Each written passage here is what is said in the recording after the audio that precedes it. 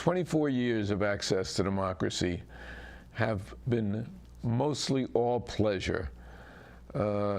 Today is one of those occasions when I come to you with sadness, to report the passing of Dr. Charles Crutchfield III, who is not just a doctor, but he was a friend, he was a sponsor, he is a benefactor. I can't say enough about the life of Charles Crutchfield. We have a statement up on our website, and I have a prepared script here, but I think I'd just like to talk to you for a few seconds about Dr. Crutchfield. He is an individual who was so upbeat, who was so pleasant, who was so jocular and jovial all the time, that to have him taken from us at 62 is really a sadness, not only for access to democracy, not only for the Egan community, but for the community of Minnesota in general.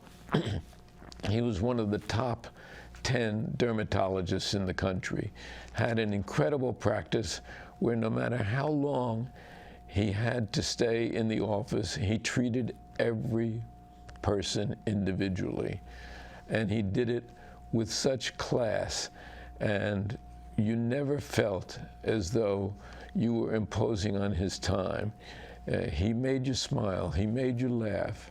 He is the product of a mother who was the first black graduate of the University of Minnesota Medical School, and a father who is a man who, by the time he retired, had birthed 10,000 children as an obstetrician. He carried on that tradition with an office here in Egan. He also was a pillar of the black community. He authored probably hundreds of articles, particularly on sickle cell anemia. There is just not enough that I can say about Charles Crutchfield. He's been on the program many times, and as have members of his family over our 24 years. We will miss him sorely. He will not be replaced because he's irreplaceable. He waged a really courageous battle with lymphoma. He insisted that he would win, and actually he took it into extra innings, but he lost, and we will miss him. To say thoughts and prayers go to his family is not sufficient. There is a hole in our community that will never be filled, and Charles Crutchfield III was a man who was so much a part of our lives and of the black community and of all of us. Our sad response.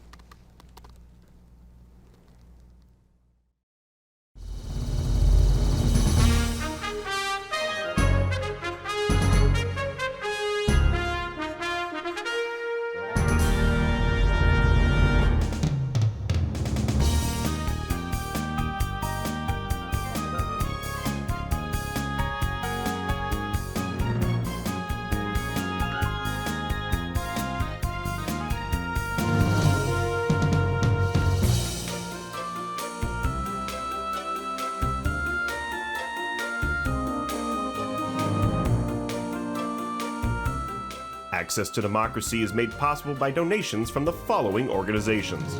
Thomson Reuters, a global company with expertise and insight to unravel complex situations in the areas of law, tax, compliance, government, and media. Their worldwide network of journalists and editors keep customers up to speed on relevant global events. Thomson Reuters, The Answer Company.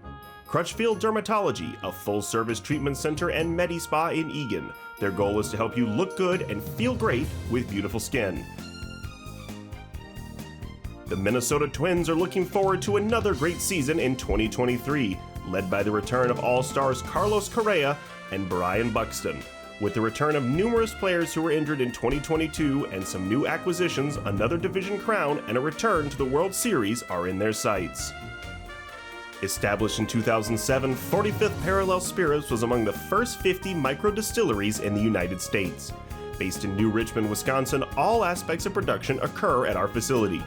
If you're interested in visiting and learning more about the 45th Parallel Distillery, please check our website and plan a visit to tour our facility and taste our spirits. Truestone Financial, with locations in Minnesota and Wisconsin, has proudly served its members since 1939. Truestone engages, educates, and supports its members to ensure they have the tools to empower their financial well-being. Truestone Financial, your neighborhood credit union. Learn more at truestone.org.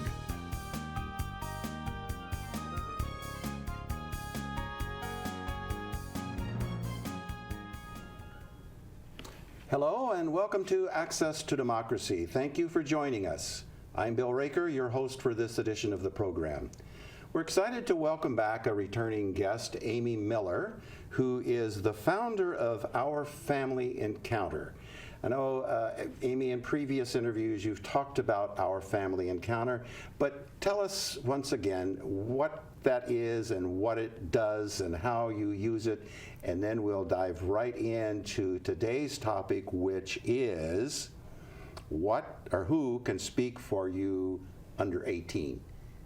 Guaranteed to be an interesting discussion. I'm very excited about bringing this topic out because not too many people are talking about if we're going to do documentation for end of life, when does that start? Who needs to do it? So thank you for inviting me back. It's wonderful to have another chance to speak with you and the audience here. So Our Family Encounter started in 2019 when I accidentally went to the wrong meeting, which is always a good start to a good story. It is. And I ran into healthcare professionals, and they said, we're seeing two problems. And one of them is doing healthcare directives for the emergency room, and the other one is going to doctor appointments alone. So this is something that they were seeing within their patients and going, do you have any solutions? And so I started to look around the community and not finding anyone really addressing, maybe the healthcare directive, but they weren't doing the healthcare directive soon enough.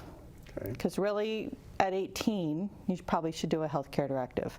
Very few people consider why 18. And it's because that's the first time you can sign a contract. Well, I guarantee you an 18-year-old is not going to think about a healthcare directive or anything like that. Probably not, but their parents probably should. And the reason being is if they go off to college or they go to the military or to a job, if something happens to them, and they need someone to know what to do or someone to speak for them, which is the purpose behind a healthcare directive, the parents are suddenly locked out of that conversation. How many high school seniors turn 18 and then that next appointment, the parents go, why can't I know what just happened? And so that opens up a whole conversation of, well, you'd have to be authorized. It's a legal right that we have to say who can speak for us. That's the whole purpose behind a healthcare directive. Now, and we'll probably get into this a little bit later of what needs to be decided, who decides what. Right, yeah. But that whole conversation of being able to identify someone to speak for you if you cannot speak for yourself is kind of a forgotten right, I would say. I think a lot of people just assume, or they just go, hey, I can make my own decisions, not a problem. Well, we like to think about that rather than thinking about putting someone else in charge of making decisions for me. Exactly. So for the 18-year-old, or those younger than 18, why is it important for people of that age to know about their health rights? So what happened in the last 6 months, and I think it was in January, February timeframe, the state legislature passed what's called the PRO Act, which is the state legislature here in Minnesota. So it's, and correct me if I'm wrong, it's the Protect Reproductive Options, I think is what PRO Act. Act stands for. And in that process, they said, which is very interesting, that anyone who, and you specifically look up the statute, anyone who can have a child can make their own health care decisions without the consent of anyone else. And that actually includes government officials. And what a lot of parents are now surprised to learn, it also includes parents. So, That's significant, and it's Yeah. impactful, and I think we have that Minnesota state statute referenced in the scrolls going across the bottom of our screen, if anyone cares to look it up, because that surprised me that it went that far. So just what really are the implications of that? well, really what it means is that teenagers, because I'm thinking if you can have a child, you could be 12 probably, age 12 and older, Oh, yeah. can go to the doctor now to have whatever cared for without telling anybody. And so you think of, this could be medical, it could be dental, it could be for prescriptions or counseling or alcohol, drug use or abuse or anything like that. I mean, reproductive obviously, and I think that's what they were trying to That's what protect, yeah. the reproductive piece, but in the process they went across the board on everything. And so a lot of parents, I know it's a big conversation for a lot of parents, going, yeah, no, I need to be told. And a lot, even in the education, in the school system, if something comes up, they go tell your parents. That's what they tell their students. That opens up another conversation, which I don't know if we'll get into that today or not. But that conversation of now kids can go to the doctor, any doctor, and they can receive health care on their own. So let's explore an interesting aspect of this, Amy. Suppose there is someone 16, 17, 18 years old who's watching our program today, and they hear the explanation of their health care rights under the PRO Act. How do they go tell their parents and say, hey, Mom, hey, Dad, guess what I just discovered? Actually, that's what we'd like them to do is, hey, Mom, hey, Dad. A lot of them are talking to their friends or see it online. Okay. Or they could be, some other decisions could be getting made. Again, not getting into the details. Or they just go, hey, I have a medical condition. I can now go to the doctor, to the clinic. And I've actually called the clinics, and they've said, yes, we do not tell anybody. So that's an important aspect of this too, Yes. that the healthcare provider is not required by any statute or any kind of regulation to report any encounter that they may have with someone 18 or younger. Not anymore. But now this is the real crux to the issue. Back to the healthcare directive. So I contacted an attorney friend of mine, and I didn't ask him for permission to share his name, so I'm going to keep that back. Good. Okay. But I said, okay, so could parents go ahead and fill out a healthcare directive for their children saying, hey, can you make sure that we have that authority on behalf of our child to be that healthcare decider if something happens? And the answer was no. And I said, well, why not? He says, because teens, minors under the age of 18, cannot sign a contract. Oh, there's the catch, right? There's the surprise. So now we're putting children into a decision where they could be making healthcare decisions. And again, it can go the gamut of what is healthcare to they have no rights, like we do if we're over the age of 18. Now, whether or not we enact the right of having a healthcare directive is one thing. They don't even have that option. So let's split the hairs on this, Amy. Yes. While someone under 18 cannot legally sign any kind of legal document, like a healthcare directive or an advance directive, that doesn't preclude them from going to a healthcare provider and getting healthcare, does it? Nope. So pretty much, and I think Minnesota's even, and this is me unwrapping the package a little bit more about what else was behind the PRO Act, is it allows for children under the age of 18 from out of the state to come to Minnesota, and it will be covered by the Minnesota statute. Yes. Even though they're a resident from another state. From another state. So It's really no questions asked. Let's just provide health care. I can see legal issues arising, constitutional Absolutely. issues maybe Absolutely. arising around And I'm this. hearing there's many being filed right now. But what's the interesting piece about that PRO Act is it says no government officials, and it's specifically in the PRO Act.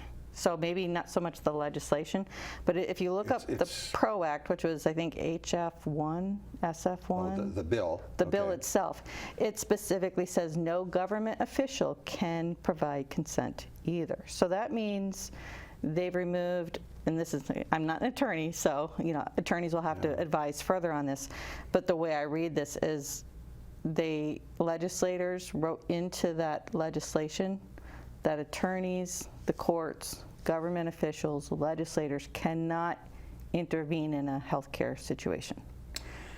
Which is, well, there's a lot to be unfolded Yes. around this whole issue.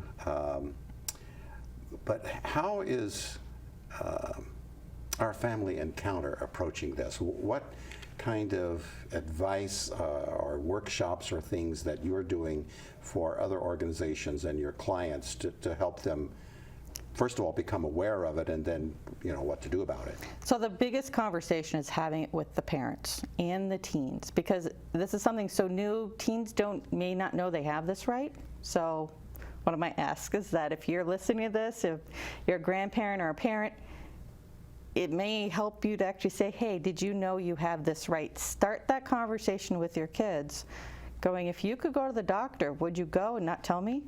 Mm-hmm. But also parents need to know what tools are available to them. So a few things have come to my attention that can be very beneficial. Probably the most urgent one, if it's an emergency, and this could be something that, again, people may not know, but there's a sign language signal that people can use to indicate that they are in a dangerous situation. So again, you could be in a medical situation, or you could be where you feel like you don't have a voice and you need help. It could even be a domestic violence. I mean, this is universal. It doesn't matter what your age is, but to know that there's a hand signal that can be used to indicate to others that you need help. Okay. Because right now you kind of get a sense teenagers may be put in a situation that could keep them very vulnerable. Yeah. Maybe I'm not courageous enough to actually say something, but I can send a signal, and it doesn't. Anyone, they don't have to be a teenager, but anyone of any age can send this signal and show us what that signal is and tell us what it means. Okay, so the signal, and I volunteer with domestic violence, so it's just as important for domestic violence as it is for any age. So it's kind of universal. It is universal, and so what it is, you put your hand up flat and straight, where like it's this. straight up. Your right hand.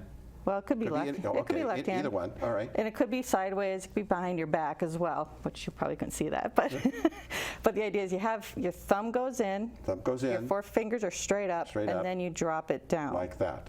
So it's like H, like the letter H for help. Start this way.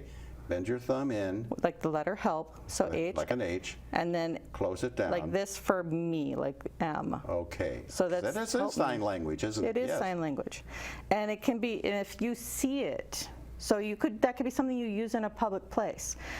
So there is a YouTube video that I found, which hopefully they don't mind that I'm sharing this, but it was. That is on the screen, I believe. Is that the long? That's the YouTube video that I shared. Okay. Hopefully it continues to work. It shows a woman in a mall.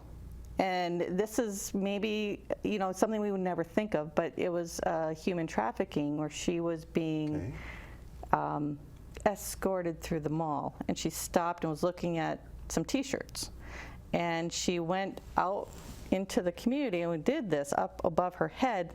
The gentleman that was with her didn't have any idea that's what she was doing. Not a clue. And she did this, and there's some people that were elsewhere in the mall that were watching it, and they were able to intervene, and she was able to escape. Wonderful story. So it's something that's very empowering. Child that's 4 could do it. An elderly person at 104 could do it. So it's something that can be used by anybody. We can't emphasize that enough, I believe, for people to be aware that this signal exists, that it's universally recognized, and that anyone can use it. But it's not just important for someone who may be in a situation of peril, but by others around to recognize it and know what that means and how to react to it. Well, how to react might, I'm sure, Well, yeah, different people will react in different you do- ways.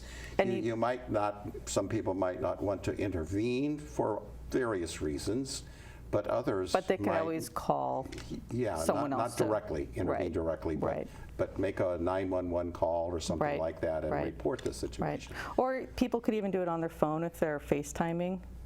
Oh, okay, sure. I mean, it doesn't sure. even, because Yeah. sometimes it's, you're in the room Yeah, and you could if that's- FaceTime and do that, and that would be a way to share that message. This is one of the most important and fascinating things that I've had the privilege of sharing with our viewers. That and along with this healthcare situation for people under 18. You work in an interesting but a very important area for Right. families and caregivers, Amy. Other stories to share with us, other things that illustrate the message that you want to share with our viewers today. So another tool that's also not very common in Minnesota, but I think it could be. And like we said, we have the healthcare directive, and that is designed that if you cannot speak for yourself, you assign someone else to speak for you. That's the purpose behind the healthcare document, healthcare directive document. And it's important to execute that document before you need it. Exactly, and have it witnessed or notarized. Yeah. Because it's one thing to have it. Well, often It's another to make I've it. encountered this myself, going into a healthcare provider maybe for the first time. One of the questions usually is, do you have an advance directive? And if the answer is yes, they would like to have a copy of it. Yes. And if the answer is no, they'd like you to get one and give them a copy of it, right? And you can even put it on the back of your driver's license. Oh, okay. So okay. you can be on your driver's license that you have one, and that again is helpful in case you're in a car accident. Then they know immediately, okay, there is a directive, there's someone else to consult. Okay. Otherwise, you're in a situation, the hospital see you don't have one, that's back to the emergency room. Yeah, yeah. Now, this second document. Excuse me, this is not to be confused with an organ donor's designation on their driver's license, is it? So in your healthcare directive, you can designate organ donation. But you can, but on your driver's license, you can have the healthcare or the advanced directive without having an organ donation Correct. provision in Correct. there. Okay. So that's, I think, someplace else on the driver's license. But also it's within the healthcare directive, what directions do you have for organ donation? Sure. Yeah. So some of these things are found in multiple places. The point is to have it done. Just so, because what it does is it people in a crisis are like going, what decisions need to be made? And so if there's no one there to provide direction, they'll just make decisions. But if someone else is there to consult, to make decisions with, that is the key point. Which then leads me actually to that next document, is called a caregiver consent form. Yes, yes, we want to get to that. So this is a form that's typically used for minors. So let's say you have a minor who's got health conditions, and you want to provide the parents or the grandparents access to medical records. This is the form that they would have you fill out, so the grandparents or the caregiver can also have access to that. This is one of those solutions that parents could consider right now, I believe, in that you don't need to be incapacitated in order to get access to the medical records. If it's on file, it's in your medical records, and then you also want to make sure that the office, the administrative CEO, executive director of a hospital or clinic have it on file as well. So it gives them notification ahead of time that there's someone else to be accountable for. Now, maybe they can't intervene in the decision making, but if you might have to think twice about, okay, does this child need this medication? because then the question is who's going to pay for it. Sure, So sure, it yeah, just allows for that second layer of someone else is going to be notified or can have access to this data. Because that's, again, a questionable situation right now. If kids are going in and getting health care, who knows, who can intervene, who can provide guidance? And who can pay? And then who pays? Well, typically it's like, hello, here's the bill. But that becomes one of those questions I think that's going to probably come out in the next, period of time as we see how this impacts our Minnesota families. One of the other things embedded, I think, in our topic today is the AMA, Against Medical Advice. Never heard that phrase before, Amy. Tell us all about that. So this is allowed also by another state statute, and I honestly don't have it in front of me.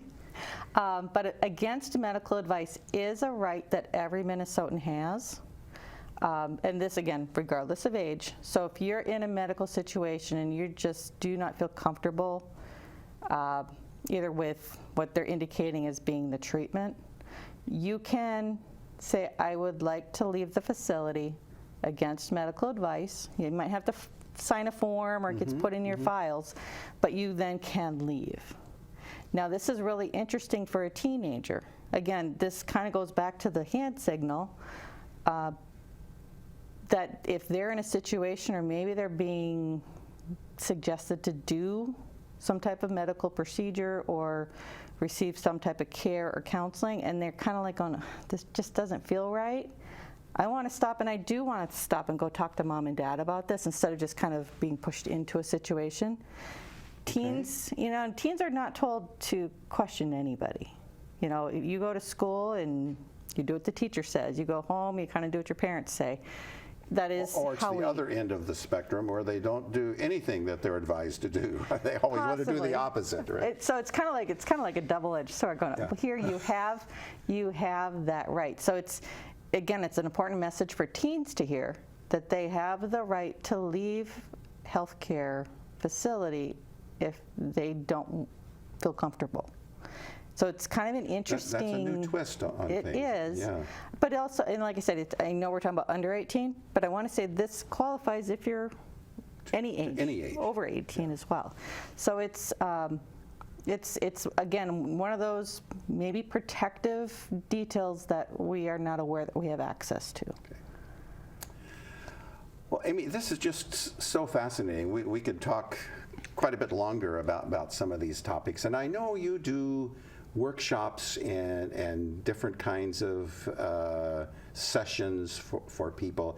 If any of our viewers are interested in pursuing these topics or any related topics further, how do they get in contact with you?